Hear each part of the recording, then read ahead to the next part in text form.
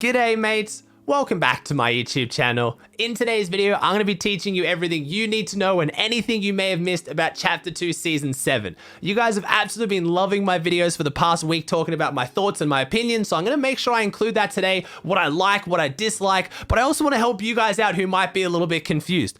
Aussie, what's the best shotgun? Do I run pump? Do I run tack? Do I run lever?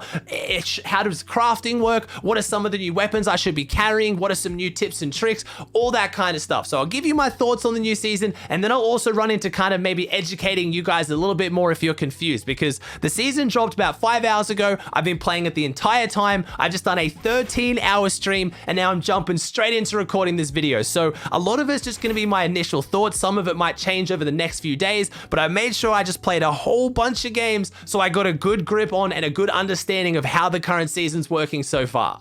Remember guys, if you're enjoying the daily uploads and you want to support me, please chuck a like on the video, subscribe to the channel if you haven't. We're almost at 200k. Seriously, thank you guys so much for all the support. Let's jump into the video. First off, what are my initial thoughts on the season? I think it's fun. I think they've added enough cool gameplay changes that have got me intrigued and will bring a lot of people back to the game to enjoy it. I think the alien aspect is really, really cool. I think the UFOs are interesting and all the new weapons are kind of crazy. Crafting's still in the game, but in a way better form. You now can pretty much just turn your weapons into other weapons that you might like instead, which is great. The shotgun meta is interesting and varied. You now have pump, lever, and tack, and from what I can see, it's pretty much personal preference. I'll talk about some kind of playstyle variants later in the video about which one you should use, but overall it seems pretty even. Some people love the tack, some people love the pump, some people love the lever, and one of the interesting parts now is you can craft them. If you really like the lever and you find a tack, all you got to do now is find nuts and bolts and you can now make a lever. Same with ARs. If you don't like the heavy AR, you can now turn it into a burst AR. Like really, really cool. Changes like that I love. There's also some new fun things in the game, like the new Recon weapon, which is absolutely busted, and when you compare that with the gun, I think it's the rail gun that shoots through walls, it's a little bit broken. There are some things in the game that are definitely going to need to be adjusted before competitive, but it's fun, it's different, and that's what I wanted. I'm not going to complain about that, but I'm sure what you guys all see coming, the one thing I am going to complain about a little bit, or two. First one, the map. It's so stale, like nothing has changed. I'm sorry, I don't want to be a negative Nancy. I'm going to try to keep today's video as positive as possible, but Spire got taken out of the middle of the map. We lost a POI. There's no loot there, like there's no way to drop the middle of the map.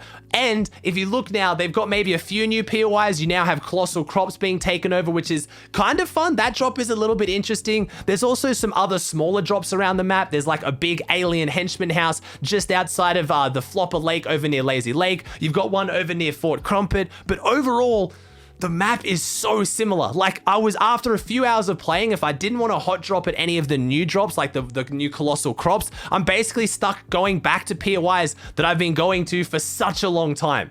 The other complaint I'm going to have is the preseason. I talked about this, why I really dislike preseasons. I just don't think they're healthy for the game, and today was no exception. I've now jumped on. This is an OCE problem, but I'm already getting 5-minute queues, and it's a new season launch, and if I don't want to play pubs, I have to absolutely sweat I need to be snorting the G Fuel. That's seriously the point it's at. These kids are going crazy, and I get it. I'm not the best. I'm trying to get better because I've taken a bit of a break, but I'm just getting absolutely dominated. I go to pubs and the kids are sweating just as hard, but there's no siphon and mat farming, so it just feels even worse. Like, I think it was just update night and kids were just trying way too hard, and I'm trying to test out new weapons and new items, so it led to not as fun of an experience. I'm sure I might, maybe after a few days when I get less rusty and the kids calm down a little bit, I'll have a different opinion, but that's probably my two biggest complaints about the season, is the fact that preseason is still in the game, and you even see pros taking to Twitter complain. If pros can't even play Arena and enjoy it because kids are sweating too hard, how am I supposed to? Like, it just, and for the next 2 weeks now, it feels like there's no point really grinding Arena because any points I get is just going to be reset anyway, so I don't know. those are my 2 complaints, but I'm going to try and keep it positive. I'm going to try and teach you guys, but I wanted to make sure I included my thoughts. A lot of people freaking out about these new UFOs. They're fun and they add an intriguing element to the game. The fact they're in competitive is going to be a little bit broken. I mean, I kind of see this being like helicopters just flying to max height, rotating to endgame and just sitting there. I mean, if you want free arena points, now's your chance. Just get a UFO and run. Also, they're portable reboot vans for your teammates. Kind of broken, and you can fly up to max height, get out of them, stand on them like a sky-based platform, and they don't go down. You can literally just snipe people and shoot them. Like, there's some interesting elements, but again, I said I wanted some new fun, crazy things in the meta. We got launch pads back. We've got fun weapons. A lot of it's going to need to be balanced competitively, but I want to teach you some cheeky strats. So those are my initial thoughts, but let's jump in a little bit more detail on the weapons. Let's give my thoughts on the weapons and some tips and tricks I can give you. What shotguns should you be running? How do you craft them? How do you find the crafting material? What kind of loadout should you be running? Should you be running SMGs? Should you be running snipers? Let's cover all of that. All right, let's talk about the new main weapons and how to use them and some tips and tricks. So the main 2, they're pretty much the biggest ones that are really changing the meta right now, and you're gonna want to get on board with abusing as quickly as possible, is the new Recon gun. It is absolutely busted. The fact that this might be in competitive is insane. Basically, you shoot an orb and it just works as a constant marking beacon. It sends out like pulses and it will mark someone as if like you've shaken down their teammate, and you can now see them through walls, which is already a little bit broken. You literally know exactly where they are, but it doesn't require any ammo, and the ammo constantly recharges. So you can literally just shoot one, wait 10 seconds, shoot another one, and then it regenerates, and just keep doing that. So anytime I'm medding or anytime I'm on spawn, I just shoot them everywhere. Just shoot them on the building you're in, shoot them on the building next to you. Like, there's no reason not to spam them. That is already broken enough. You then combine that with the fact that we now have a new like rail gun, which basically you charge it down like a laser, and at the end of it, it shoots and it can do 276 damage headshots. But wait, there's more. It goes through walls. And you can see where I'm going with this. An item that lets you see through walls, and a weapon that lets you shoot through walls.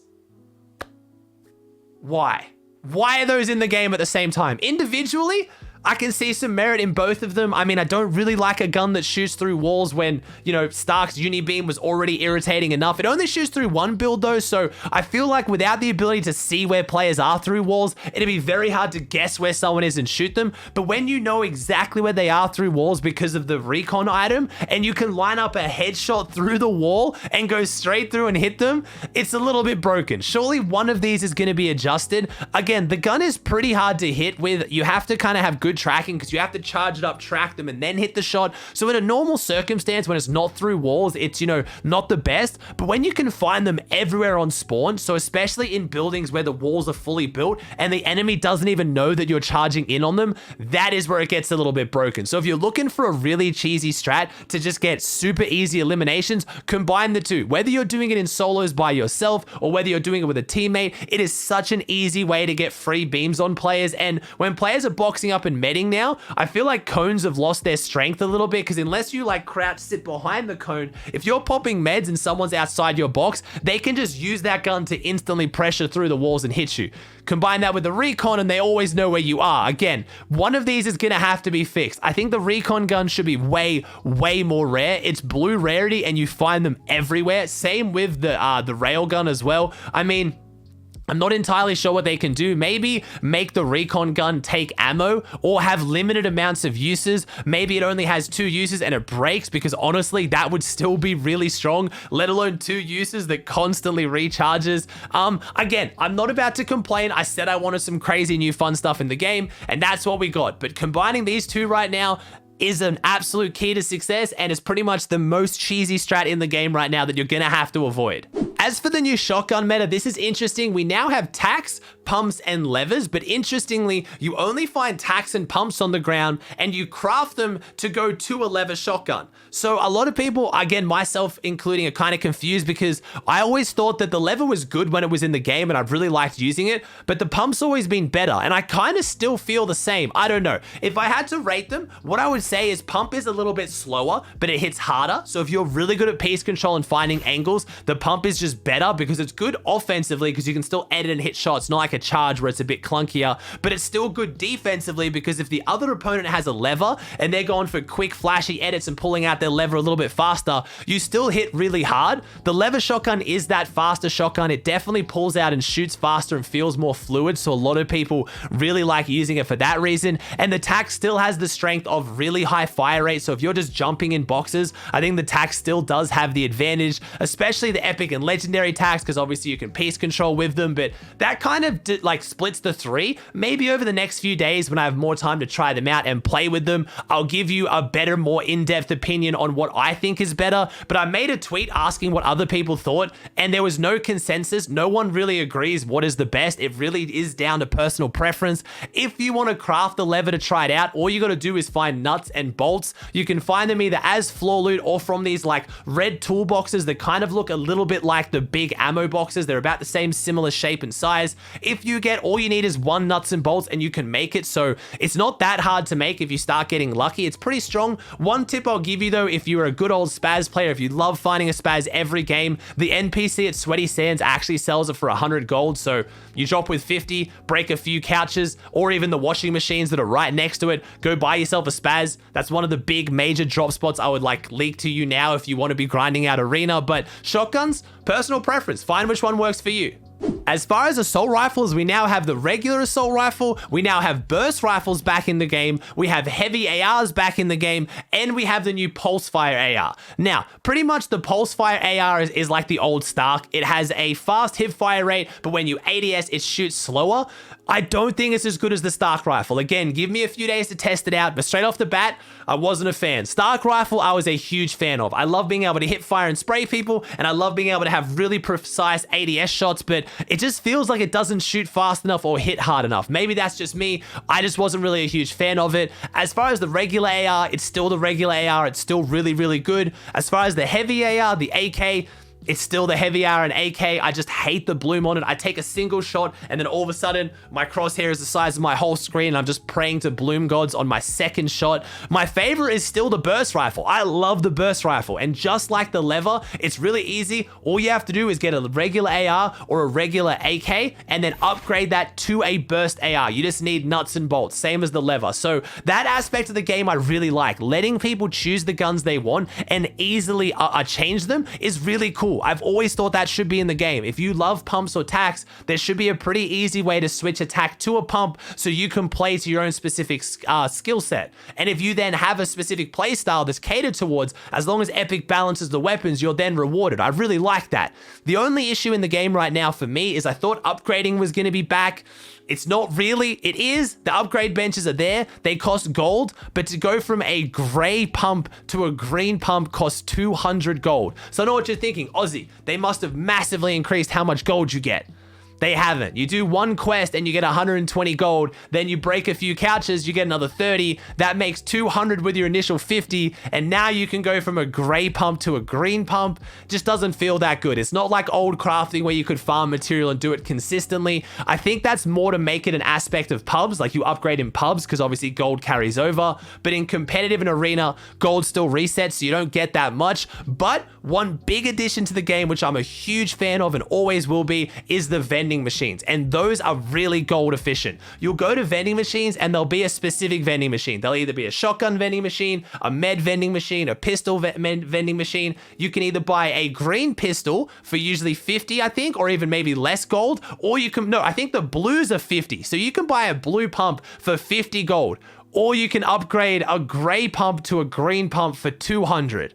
Like, whoever came up with this system is a little bit off. One of those has to be balanced because right now there is no reason to upgrade and there is every reason to buy. You also find med vending machines around the map, which I'm a huge fan of, reducing the RNG of finding meds. You can buy 3 minis for like 30 gold, I think, or 40 gold. Like, it's insanely strong. You can buy, I think, big pots for 80 gold. So doing quests and finding med vending machines is going to be hugely meta and competitive. If you drop and you find you have a vending machine that's meds, because it seems like they rotate, it's not always the same type of vending machine, that's your game to run a few quests and make sure that you and your team have absolutely stacked meds. So huge fan of the vending machines. The crafting I'm a fan of, but they've got to make it way cheaper or something.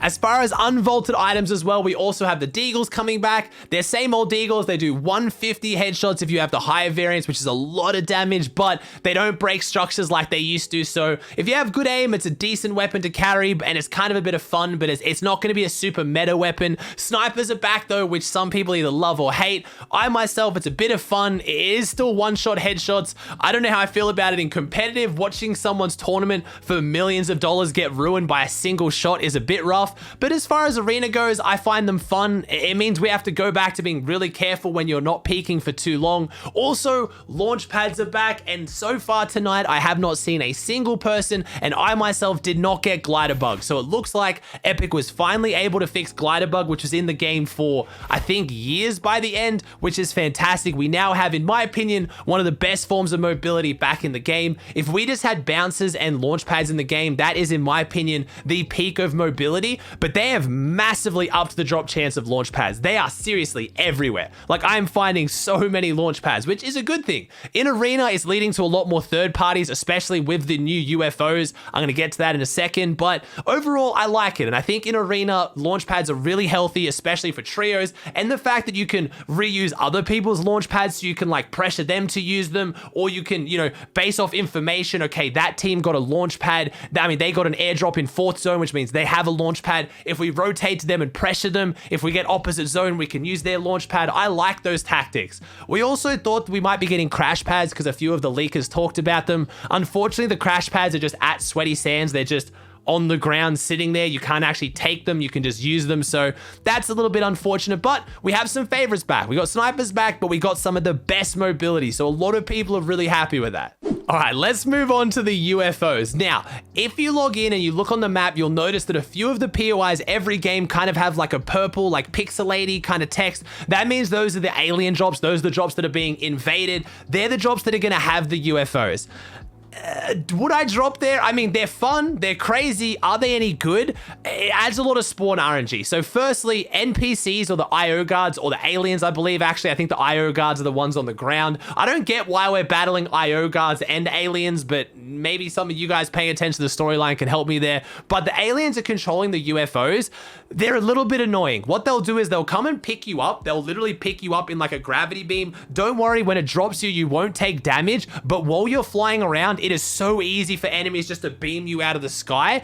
One tip, you can actually look up and shoot where the beam is coming from out of the spaceship. You do a little bit of damage and it will drop you. That is one way to make that stop. If you want to bring down the spaceship, you can just deal damage to it. If you have an angle though and you shoot where the driver is, you can break the shield around the driver and actually eliminate the driver, because if you knock down the spaceship, the driver gets out and fights you. They have the new AR. It's like that beam gun where it just holds down a constant beam. It's not very good to use. It's not broken at all. It's actually looking kind of like the old, what is the one? The recycler, where you walk up someone and hit them for like 1 damage. It does about 10 damage. I mean, it's a bit memey. You can kind of taunt people with it, but overall it's not a good gun. But the advice I would give you is try to wait until people get beamed up by the UFO and then beam it. Also get really good at, if a UFO is going for you, just put a wall and a floor above your head, and that stops the beam from going off on you. That's one easy way as well. My biggest thing that I would like to see Epic change with the UFOs, other than probably honestly just taking them out of competitive, or at least make them not drivable,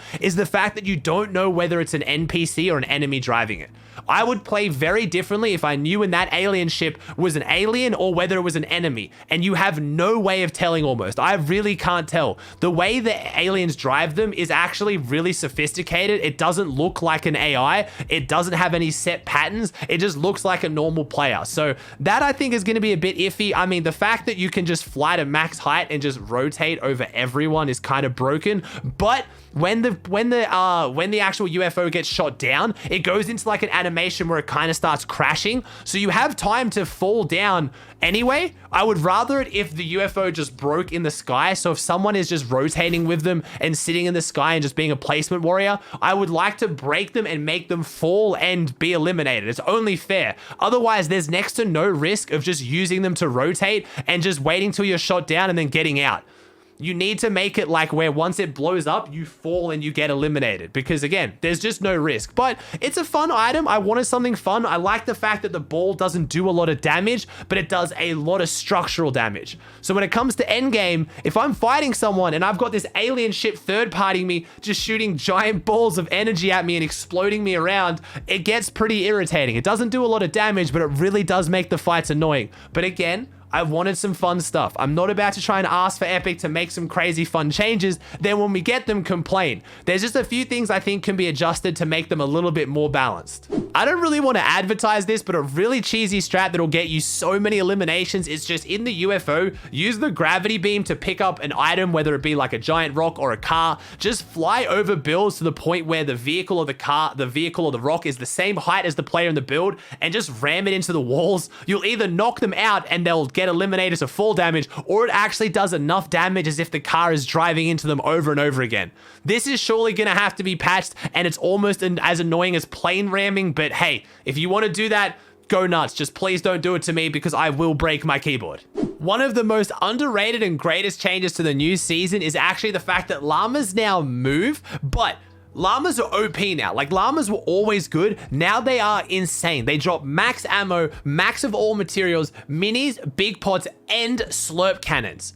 Absolutely ridiculous. If you see a llama, or if you can find llamas, make sure you hunt them down. But few tips and tricks. Once you shoot them, that kind of begins their running animation. If they get away from you, they escape. They disappear and you don't get the loot. You only get the loot that leaked out of them after the first shot. So my recommendations, two things. If you use the railgun, it actually stuns them and they can't move. Do that, walk up and box them. Once you box them, they can't get out. You're free to just destroy them. Just know they have a lot of health. So if you've just gotten like one gun on spawn and you rush the llama, that's usually not enough to even take down the llama. Also, if you're trying to take it down with that many shots, you're going to get a lot of attention and a lot of third parties. So try to use the railgun, try to box it up and finish it quickly, because the loot you get is ridiculous. Like, if you're playing solos now with this solo FNCS All-Stars, if someone finds a llama, their chance of winning the game is going up ridiculously. Llamas are so broken now and they move around. I love that addition.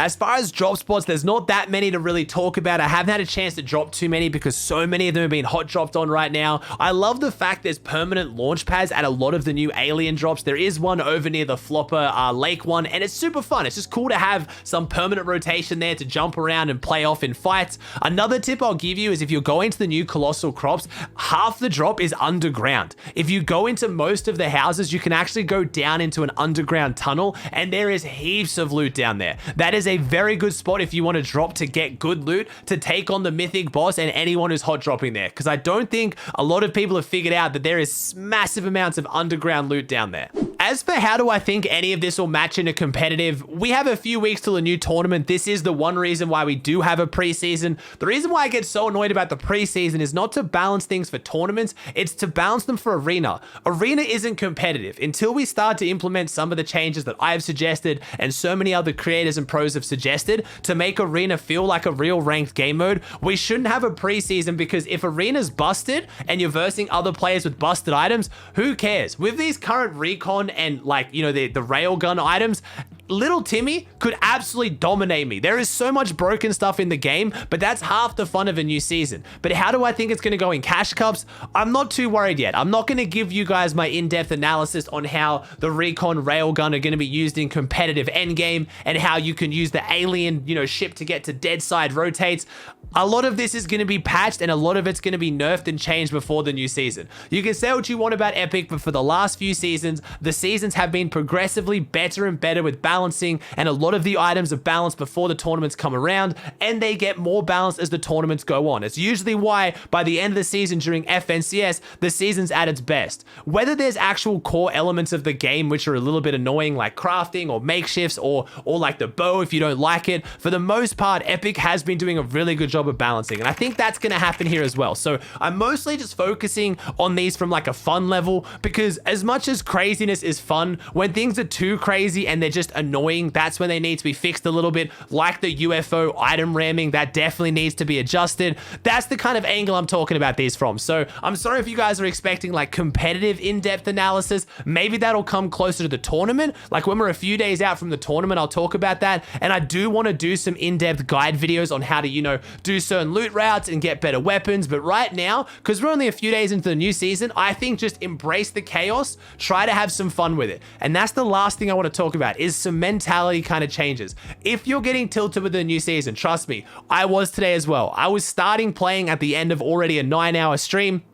I haven't really played much in a month. Even before that, I wasn't the greatest. I'm getting hard sweated on. When I'm not getting sweated on, I'm dying to stream snipers. When I'm not dying to stream snipers, I'm dying to weird UFOs throwing me off the map. Like, I get it, but you need to just kind of accept that. Try to drop the ego a little bit with losing and just have some fun with it. I'm kind of talking to myself here. If you watch the stream today, I was getting a little bit frustrated at times, but at the end of the day, Fortnite is going to be crazy at the start of the new season, and especially players are going to be trying really, really hard. And because everyone's trying hard, you have to try harder, which makes it worse. Just leave it for a few days, maybe try to play with your friends, maybe try to avoid solos, just have some fun, just embrace the new meme strats and enjoy it. Don't jump all over the fact that the new season's terrible because you had a bad first day or because you don't like a couple of changes. I was a bit bummed when I saw the preseason stayed and when the map didn't change that much, because that's what I've been really hyping up, is a new map, but I'm still trying to stay as open-minded as possible because there's some really cool gameplay changes in this. Overall, this season is really fun, and I can see why so many people are enjoying it. I can see why other people are frustrated. I'm not saying don't give your feedback, but don't, like, let's say quit the game tomorrow now because you played the first season for a day and you didn't enjoy it. I'm sure there's plenty of seasons that on update night you didn't enjoy that much. You gave it a chance and it turned out to be really, really fun. Just try to keep that in mind. Alright guys, that does it for another video. I hope you enjoyed this one. I've already talked in this video about what my next videos are going to be. I got a lot of content to bring out. You guys are being so supportive at the moment with the videos. I really can't thank you enough. Thank you so much. If you enjoyed today's video, please chuck a like on it. Let me know in the comment section down below your thoughts on anything I talked about today. If you haven't already, please subscribe to the channel. We're so close to 200k. It would mean the world to me. I hope you enjoyed the video, and I'll see you in the next one.